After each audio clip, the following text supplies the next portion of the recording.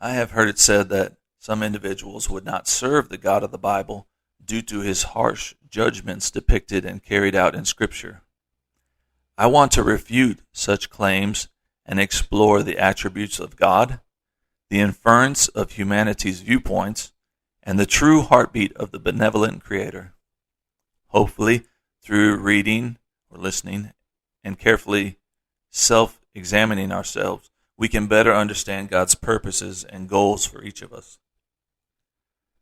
Most people would agree that there is a grand designer of the universe.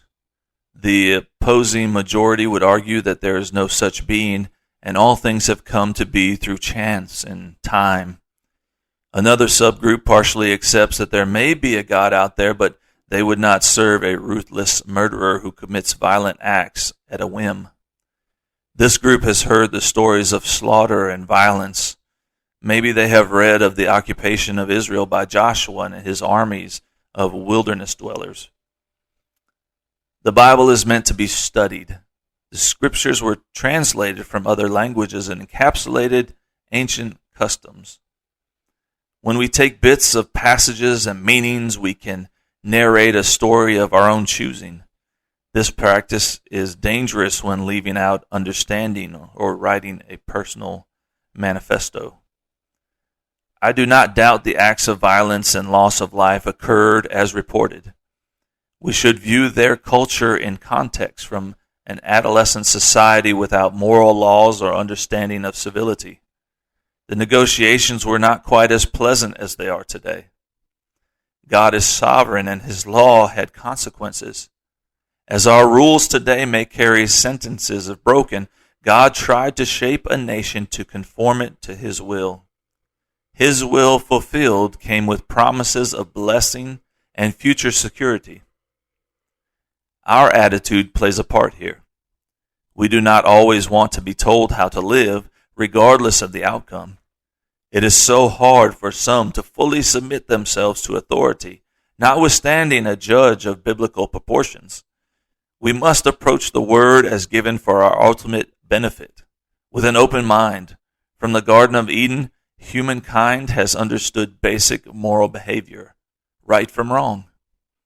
When these behaviors were written, they became law, and lawbreakers faced punitive scenarios. Paul covers the similarities between morality and given law in the book of Romans. Who is to say which law is to be followed? The lawgiver determines the standard and the judgment. Those that argue over such things would do well to examine the line of thinking that they possess. From Genesis to Revelations, throughout Scripture, the narrative proclaims a loving God was positioning a people for redemption. The exile from the garden prevented eternal wickedness.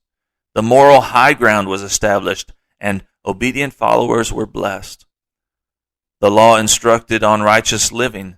When the law was not adhered to, a correction was necessary to provoke people unto good works. Some perverted the law unto religiosity, and some became taskmasters. During this time frame, Jesus was manifested in the flesh, revealing his plan to save the whole world. Through the love of Christ, salvation is available to you and me.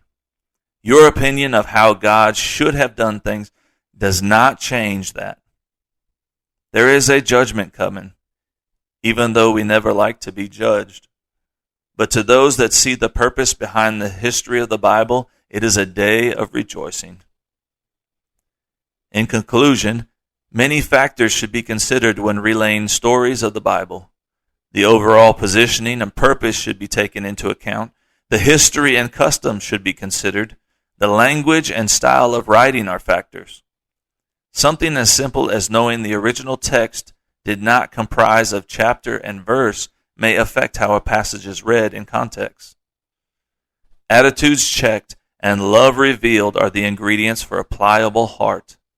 The message is and always has been about his love for you.